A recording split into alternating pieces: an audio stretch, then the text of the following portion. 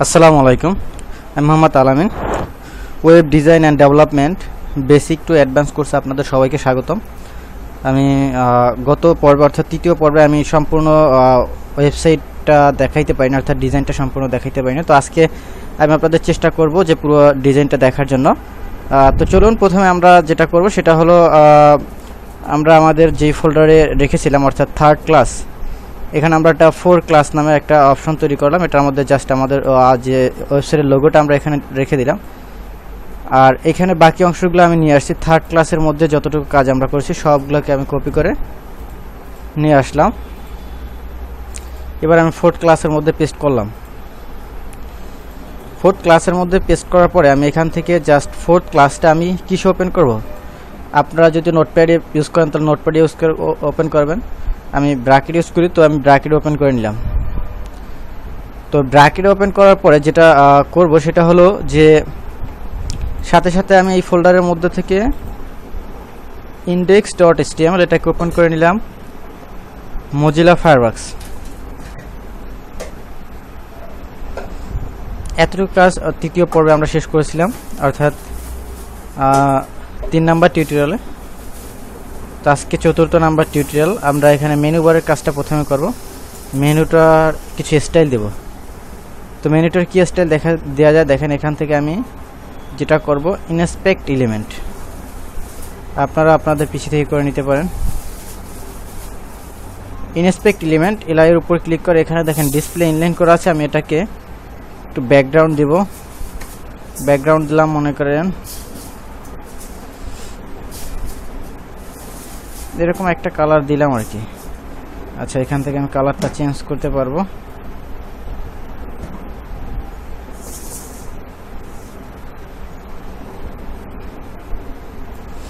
এটা ব্যাকগ্রাউন্ড দিলাম। দেন এটাকে লাইন হাইট করব। কি করব? Line height.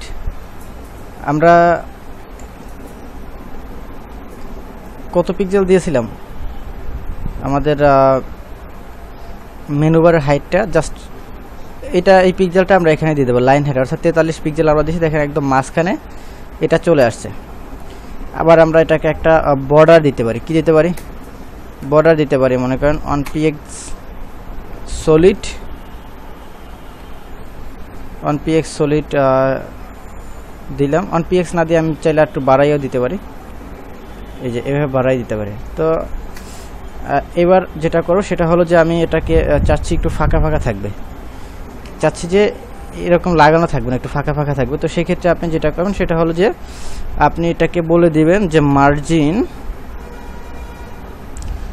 Margin left. কি বলবেন? মার্জিন লেফট, মনে করেন দিলেন 1%। এই যে এবার আপনি ইচ্ছে মতো ফাঁকা করে নিয়ে নিলেন। আমি 12% দিয়েছি, একদম ফাঁকা হয়ে গেছে।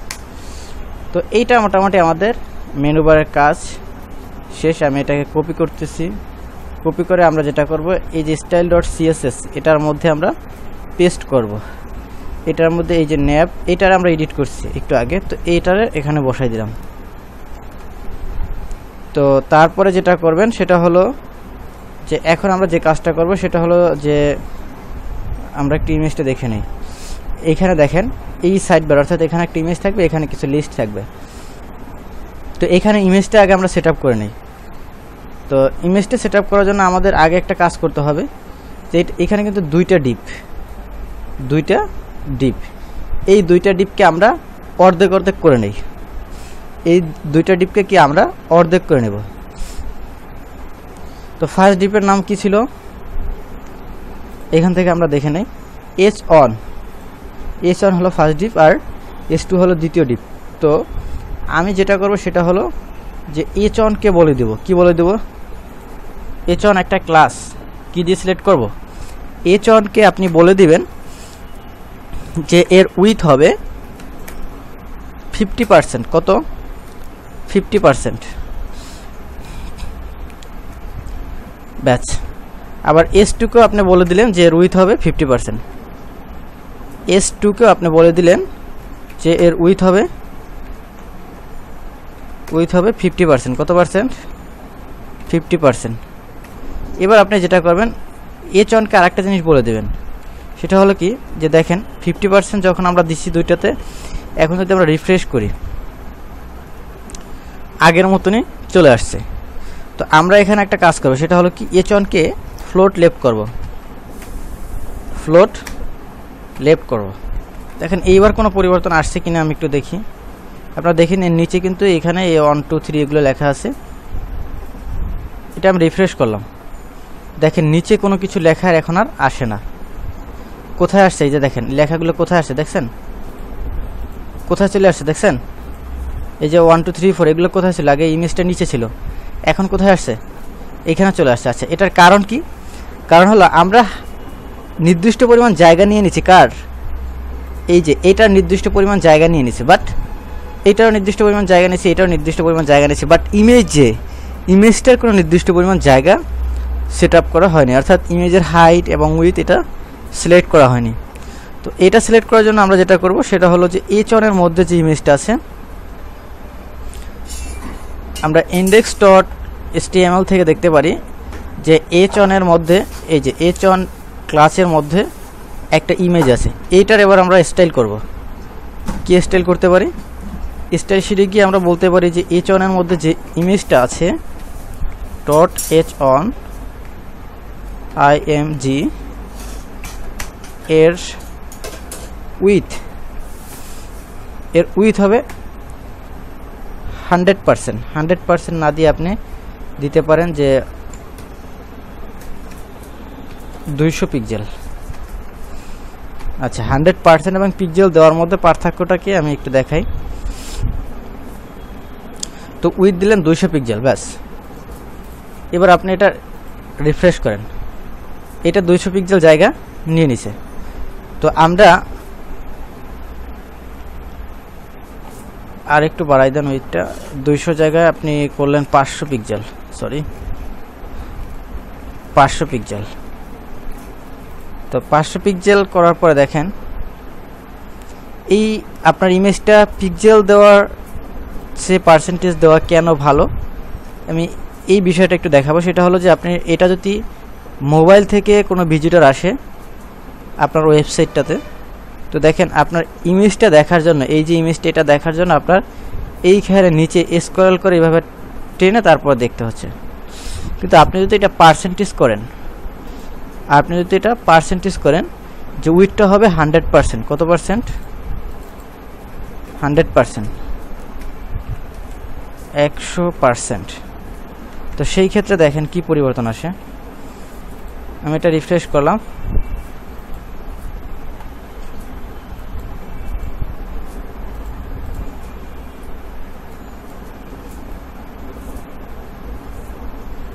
আচ্ছা এটা না আসার একটা কারণ আছে, সেটা হলো যে আমাদের এটার জন্য কিছু আলাদা CSS করতে হবে। তো আমি যাই হোক এটা আমি এখন দেখাবো না, এটা যখন আমরা বুটস্ট্র্যাপ ইউজ করব তখন এটা দেখাবো।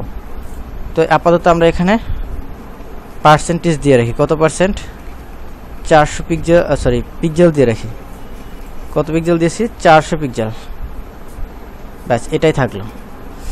তো ইমেজটা দেখেন হাইটটা একটু বেশি হয়ে গেছে। তো এটা আপনি চাচ্ছেন কি যে এটা আরো কম হবে,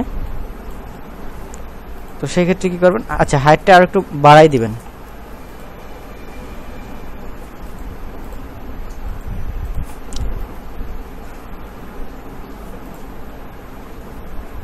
আপনি ইমেজের হাইটটা বাড়িয়ে দেবেন।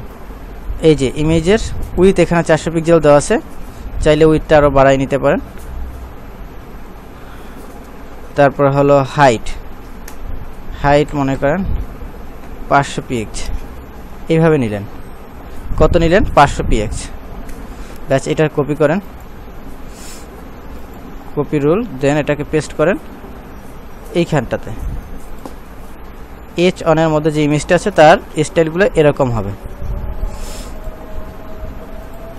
তো এবার যেটা করবেন সেটা হলো এই 1 on 2 গুলো আরো কিছু লিস্ট আপনি এখানে নিলেন, মনে করেন এখান থেকে কিছু লিস্ট এখান থেকে আপনি আরো করে নিলেন, মনে করেন এখান থেকে আরো কিছু লিস্ট এখানে আপনি করে নিলেন।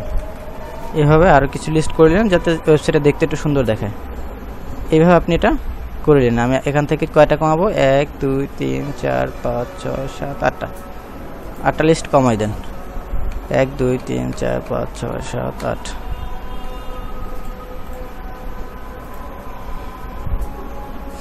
তো এইভাবে এই পাশের লিস্টগুলো এখানে থাকলো এবং এইগুলো কি এখানে থাকলো। আপনি চাইলে এই লিস্টগুলো এই পাশে নিয়ে আসতে পারেন। তো সেক্ষেত্রে আপনি যেটা করবেন সেটা হলো যে S2 এর মধ্যে যে লিস্টটা আছে এখান থেকে বলে দিবেন যে .s2, অর্থাৎ এর মধ্যে যে এলআইগুলো আছে,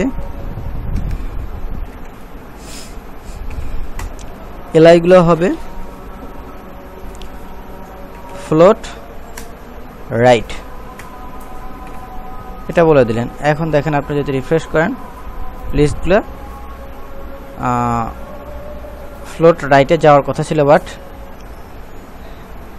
আচ্ছা এখানে আমরা যেটা করছি এটা আমরা একটু ইন্ডেক্স থেকে দেখে নেই। এখানে দেখেন এইখানে S2 এর মধ্যে কিন্তু ওয়েল অর্থাৎ অর্ডার লিস্ট, তার মধ্যে হলো এলআই, তো আমরা তো ওয়েল উল্লেখ করি নাই, অর্থাৎ অর্ডার লিস্টে উল্লেখ করা হয় নাই।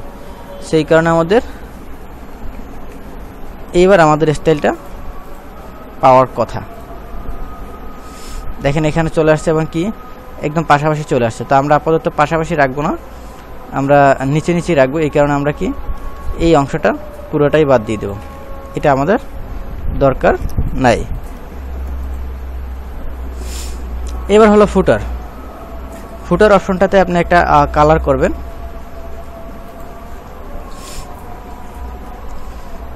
ফার্স্ট ইন্ডেক্স থেকে আপনি দেখে নেন ফুটার নামে একটা ক্লাস আছে। এই ক্লাসটাকে একটা অ্যাট্রিবিউট আছে, অ্যাট্রিবিউটটাকে আপনি স্টাইল শিটের মধ্যে কল করবেন, অর্থাৎ .f_ter ফুটার।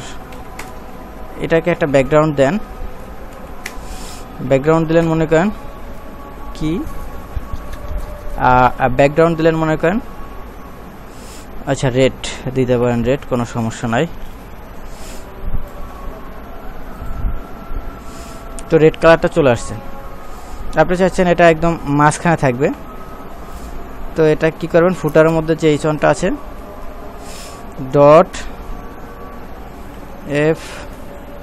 .f_ter ফুটারের মধ্যে যে h1টা আছে সেটা কি হবে, টেক্সট লাইন সেন্টার হবে। টেক্সট লাইন কি হবে, সেন্টার হবে। তো এখন আপনি যদি এটা রিফ্রেশ করেন তাহলে আপনি দেখতে পারবেন যে এটা মাঝখানে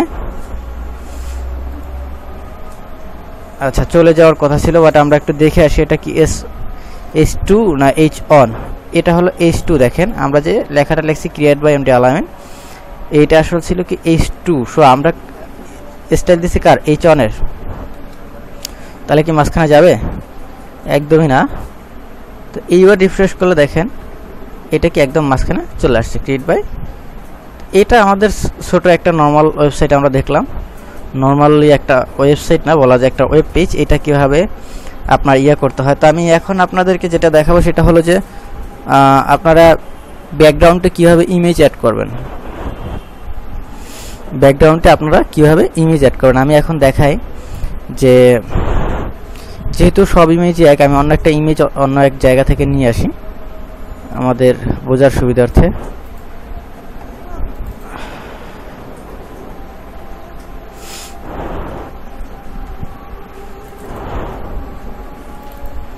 আমি এখান থেকে অন্য আরেকটা ইমেজ নিয়ে আসি, যেটা আসলে এই মুহূর্তে আমার ভালো কোনো ইমেজ নাই আসলে। আচ্ছা আমি এই ইমেজটা নিয়ে আসি, কপি, দেন এটাকে আমি আমরা যে ফোল্ডারগুলো করেছিলাম অর্থাৎ ক্লাস 4 এর মধ্যে এটাকে imgর মধ্যে আমি এটাকে রেখে দিলাম। তো এবার আমি এই ইমেজটাকে অর্থাৎ এই যে ইমেজটা আমি এনেছি এই ইমেজটাকে আমি কি করব, যে এই ইমেজটা আমার ব্যাকগ্রাউন্ড পিকচার হবে, আমার ওয়েবসাইটের ব্যাকগ্রাউন্ডে এই ইমেজটা থাকবে। তো এটার জন্য আমাদের যেটা করতে হবে সেটা হলো যে আপনি ফার্স্ট স্টাইল শিটে যেতে পারেন। স্টাইল শিটে যাওয়ার পরে আপনি বলবেন, অর্থাৎ কারে বলবেন, এই ওয়েবসাইটের সকল কন্টেন্টগুলো যেটার মধ্যে আছে সেটা হলো কি সরি আমরা শুধু এতটুকুর ব্যাকগ্রাউন্ড দেবো। কতটুকুর, এতটুকুর ব্যাকগ্রাউন্ডটা হবে অর্থাৎ বডি এরিয়াটার ব্যাকগ্রাউন্ড হবে শুধু ওই ইমেজটা। তো বডি এরিয়া কোথায় আমরা একটু আবার স্পেলিংটা দেখে আসি। বডি এরিয়া ডিপ, এই যে এই ডিপটার ব্যাকগ্রাউন্ডটা হবে ওই ইমেজটা। সো আমরা এইটাকে কপি করে নিতে পারি অথবা মুখস্থ থাকলে মনে থাকলে নিয়ে নিতে পারি। বডি এরিয়ার মধ্যে এখানে আমরা লিখব ব্যাকগ্রাউন্ড ইমেজ। কি লিখবো? Background image URL. কি লিখতে হবে? ইউআরএল, ফার্স্ট ব্র্যাকেট শুরু এবং শেষ, এর মাঝখানে লিখতে হবে ইমেজটা কোথায় আছে, অর্থাৎ ইমেজ ফোল্ডারের মধ্যে কি নামে আছে। আমি যে নতুন ইমেজটা আনছি এই ইমেজটা এখানে অ্যাড করলাম এবং বাইরে অবশ্যই সেমিকোলন দিতেই হবে। এই বাইরে সেমিকোলন না দিলে কিন্তু অনেক সময় অনেক ঝামেলার সম্মুখীন হবেন। এইবার যদি রিফ্রেশ করেন, দেখেন এইবার রিফ্রেশ করার পরে আপনি দেখেন ওই ইমেজটা কিন্তু চলে আসছে। ইমেজটা এতই বড় ছিল যে যার কারণে কি আসলে পুরো ইমেজটা এখানে দেখা যাচ্ছে না, ইমেজটার কিছু অংশ এখানে কি দেখা যাইতেছে, আপনারা দেখতে পাচ্ছেন। তো এইভাবে আপনারা ইমেজ অ্যাড করতে পারেন। এইভাবে আপনারা বিভিন্ন টেমপ্লেট তৈরি করতে পারেন। বিভিন্ন ওয়েবসাইট দেখে আপনারা ইন্টারনেটের যে সকল ওয়েবসাইটগুলো আছে সেই ওয়েবসাইটগুলো আপনারা দেখে এগুলো অ্যাড করে নেবেন। আমি আগামী পর্বে অর্থাৎ নেক্সট টিউটোরিয়ালে আপনাদেরকে যেটা দেখাবো সেটা হলো যে জাভাস্ক্রিপ্ট অর্থাৎ জেএস এর ব্যবহারগুলো এবং এটা কেন ব্যবহার করা হয়। তো আমি আজকেও দেখাতে পারি, বাট আজকে দেখানো, তো আমি আজকে আপনাদেরকে জাভাস্ক্রিপ্টটা দেখাবো না, কিন্তু জাভাস্ক্রিপ্টের পরিবর্তে আমি আরেকটা অপশন আপনাদেরকে দেখাবো। সেটা হলো আমরা অনেক সময় অনেক ওয়েবসাইটে গেলে অর্থাৎ হোম অথবা কোনো ইমেজের উপরে ক্লিক করে অন্য একটা কালার বা অন্য কিছু চলে আসে, ক্লিক না শুধু আমরা যখন এটার উপরে একটা মাউস নেই, মাউসটা যখন কার্সরটা নেওয়া হয় তখন এটার কালারটা অন্যরকম হয়ে যায় বা অন্য কোনো একটা স্টাইল দেখা যায়। তো এটাকে বলা হয় হোভার। তো আমরা যখন কোনো একটা কিছুর উপর হোভার করব এটার কালারটা যেন অন্যরকম হয় বা কিছু হয় আর কি, এরকম কিছু আমরা তৈরি করব। তো সেটা কীভাবে তৈরি করব দেখেন, আমরা যেটা তৈরি করব যে মেনুর উপরে আমরা যদি মাউসটা যখন নিব অর্থাৎ কার্সরটা যখন নিব হোভার করব তখন সম্পূর্ণ আলাদা একটা কালার আলাদা একটা স্টাইল তৈরি হবে। তো এটা তৈরি করার জন্য আমরা কি করব যে এখানে দেখেন ন্যাপ ইউএলএলআই এই জিনিসটা আমরা কপি করব। কোনটুকু? আমরা এতটুকু কপি করলাম। দেখেন এতটুকু কেন কপি করেছি, কারণ আমরা এই এলআই এর উপর অর্থাৎ এইটার উপর যখন মাউসটা নেব তখন এটার কালারটা অন্যরকম হয়ে যাবে। তো চলেন দেখা যাক কীভাবে এটা করব। তো এটা কপি করার পরে আপনি যেটা করবেন সেটা হলো একদম লাস্টে এতটুকুই জাস্ট লিখলেন, এরপরে ক্লোন হোভার লিখে সেকেন্ড ব্র্যাকেটের মাঝখানে লিখতে হবে যে এর ব্যাকগ্রাউন্ড BACGROUND ব্যাকগ্রাউন্ড কালার লিখতে পারেন, না লিখলেও কোনো সমস্যা নাই। তো ব্যাকগ্রাউন্ড আপনি দিলেন কি, যে এখানে যেটা ছিল এটা আমরা দেবো না, আমরা দেবো একটা রেড কালার, এই কালারটা দিলাম। তো এইবার যদি আমরা কোনো একটা এলআইয়ের উপর মাউসটা হোভার করা হয় তাহলে দেখেন কালারটা কিন্তু চেঞ্জ হচ্ছে, অন্যরকম সম্পূর্ণ একটা কালার চলে আসছে। এটাকে বলা হয় হোভার স্টাইল। তো আপনারা চাইলে এইভাবে হোভার স্টাইল করতে পারেন। তারপরে আপনারা কোনো একটা ডিপকে আপনি চাইলে কি হাইড করে রাখতে পারেন, অর্থাৎ কমেন্টস না। আমরা জানি যে কিভাবে কমেন্টস করতে হয়, এটা একটু দেখাই। সেটা হলো যে আপনার ওয়েবসাইটে কখনো কখনো কমেন্টস করার দরকার হয়। যেমন আমরা একটা বড় ওয়েবসাইট থিম তৈরি করলে এখানে অনেক অপশন লেখা থাকবে, ফুডার, সাইডবার, এগুলো জাস্ট চেনার জন্য আমরা এখানে লিখে নিতে পারি। যেমন এটা হলো, এটাকে আমরা এইভাবে কমেন্টস করতে পারি, এইখানে যা লিখবো, অর্থাৎ কমেন্টস করার অপশনটা একটু খেয়াল করেন, অর্থাৎ এটার মাঝখানে এই থেকে এই এতটুকুর মাঝখানে আপনি যা লিখবেন এটা কমেন্টস হয়ে থাকবে, অর্থাৎ এটা ব্রাউজার রিড করবে না।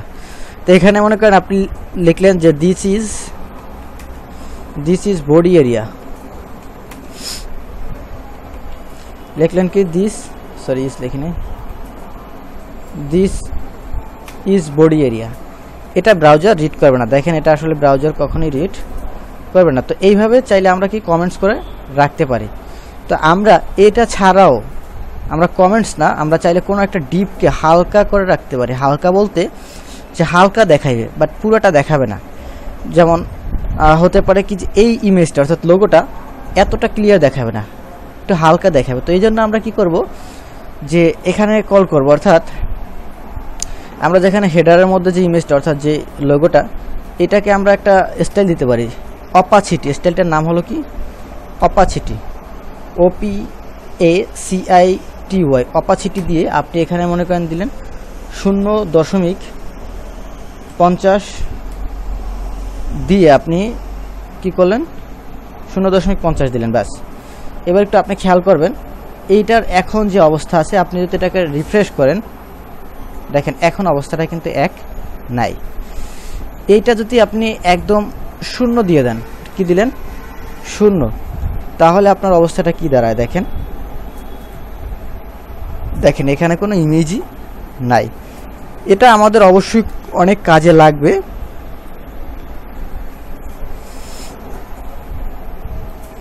আমাদের ওয়েবসাইটে অনেক কাজে লেগে থাকে এগুলো আসলে।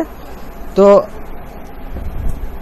আরেকটা ইয়া হলো কি যে আমরা অনেক সময় অনেক ওয়েবসাইটে স্লাইড দেখে থাকি।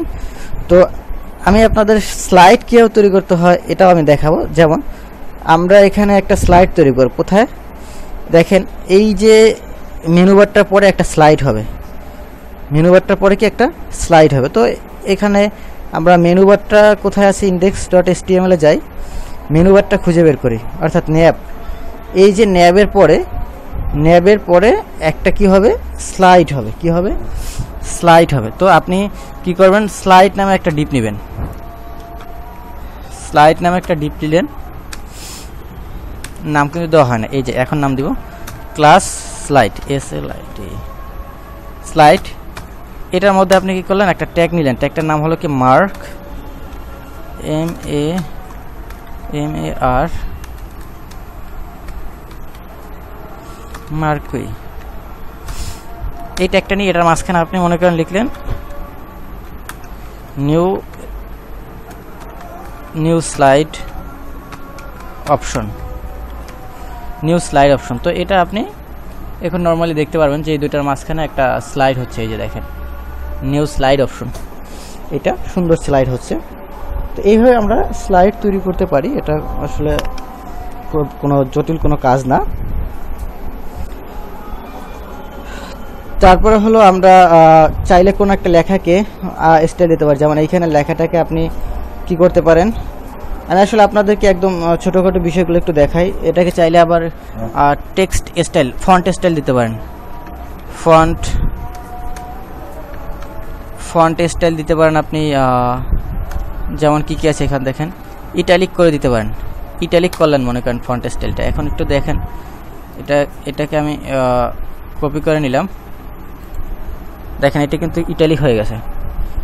তো এইভাবে আপনি বিভিন্ন স্টাইল করতে পারেন এক একটা। আমি এটাকে পেস্ট করে নিই, তারপরে দেখাচ্ছি। আচ্ছা, এটা কোথায় পেস্ট করব, ফুটারের মধ্যে যে এই স্টুটার টেকটা আছে এইটার পরিবর্তে এটাকে রিফ্রেশ অর্থাৎ এডিট করা হয়েছে, এটা আমরা পেস্ট করে নিলাম। এখন রিফ্রেশ করলে এটা যাবে না। এখানে কিন্তু আমরা হোভার কালারটা দেখছি হয়েছে, কিন্তু এরকম কালার হয়েছে। তো এরপরে আপনারা যেটা করবেন সেটা হলো যে বাসায় অবশ্যই ওয়েবসাইট, বিভিন্ন ওয়েবসাইট দেখে দেখে নিজেরা আপনারা ট্রাই করবেন। কারণ হলো আপনারা যতই টিউটোরিয়াল দেখেন না কেন, টিউটোরিয়াল যখন দেখবেন তখন সব কিছুই বুঝবেন, মনে হয় যেন এগুলো আসলে আমি সবই পারি, বাট যখন করতে যাবেন তখন আপনি বুঝতে পারবেন আসলে যে আমি এটা কতটুকু পারি। তো এই জন্য আমি আপনাদেরকে বারবার বলে থাকি যে অবশ্যই প্র্যাকটিস ছাড়া কখনো এই সেক্টরটাতে আপনি সফল হতে পারবেন না। আর এই সেক্টরটাতে একটা কথা অবশ্যই আপনাদের মনে রাখতে হবে, সেটা হলো এই সেক্টরটাতে আপনি হয়তো যদি আপনি জীবনে সফলতা অর্জন করতে চান তাহলে অবশ্যই আপনাকে কি বলা যায় একদম টপ লেভেলের হতে হবে। যে মিডিয়াম বা সিম্পল লেভেল এই সেক্টরটাতে আসলে কোনো কিছুই হয় না। সিম্পল যে লেভেলটা আছে অর্থাৎ আপনি মোটামুটি কাজ পারেন, সেক্ষেত্রে আপনার কোনো মূল্য নাই। আপনাকে অবশ্যই কি খুব ভালো করতে হবে এটা অবশ্যই আপনার মনে রাখতে হবে। আরেকটা জিনিস আপনারা খেয়াল করছেন হয়তো কিরেট বানামে ভুল, তো যাই হোক এটা আমি আর করবো না, এটা আপনারা চেঞ্জ করে নিতে পারেন, এগুলার আমি দেখাবো না। তো এইভাবে আপনারা বিভিন্ন ওয়েবসাইট দেখে দেখে বিভিন্ন তৈরি করতে পারেন এবং স্টাইল করতে পারেন। তো আপনাদেরকে আমি আরেকটা বিষয় সেটা আমি একটু এখন দেখাবো, যেটা হলো যে আপনারা কালার কোড কিভাবে ইউজ করবেন।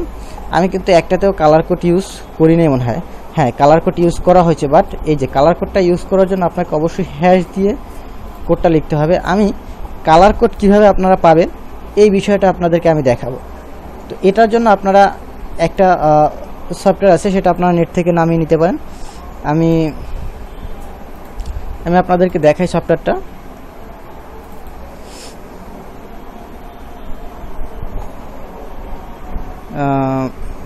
সফটওয়্যারটার নাম হলো কালার পিকার। এই যে কালার পিকার .exe গুগলে লিখে সার্চ করলে আপনারা পেয়ে যাবেন। তো এই সফটওয়্যারটা আপনারা ওপেন করবেন। ওপেন করলে আপনারা যেটা করবেন, যেমন মনে করেন আপনি কোন কালারটা নিতে চান আপনার ওয়েবসাইটে, মনে করেন আপনি কি বলা যায়, আপনি একটা কালার এখান থেকে চুজ করবেন, অর্থাৎ আপনি এই যে ফোল্ডারে যে কালারটা আছে এই কালারটা আপনার ওয়েবসাইটে নিতে চান। তো সেই ক্ষেত্রে আপনি যেটা করবেন, মাউসটাকে এখানে নেবেন, pick colour from screen press and hold, এই যে এখানটাতে ক্লিক করবেন। এখানে ক্লিক করার পরে দেখেন একটা অপশন চলে আসছে, একটা কলমের মতো অপশন চলে আসছে, দেখছেন?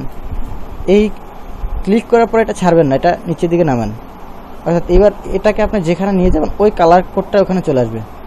এখানে নিয়ে আসছেন, দেখেন উপরে এই যে এই কালার কোডটা এখানে চলে আসছে হ্যাশ সহ, আপনার আলাদা করে হ্যাশ দিতে হবে না। এখন আপনি যদি এই কালার কোডটা কপি করেন এবং কপি করে আপনি যদি এটা পেস্ট করেন আপনার ওয়েবসাইটে, অর্থাৎ এইখানে যদি আপনি পেস্ট করেন, দেখেন কি পরিবর্তনটা আসে।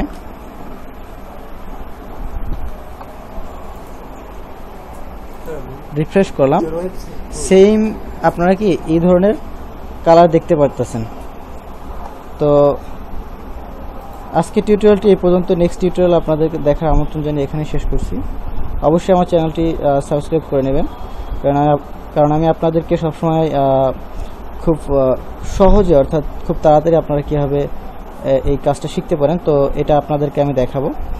তো আজকে টিউটোরিয়ালটি এ পর্যন্তই রইল। সবাই ভালো থাকবেন। খোদা হাফেজ।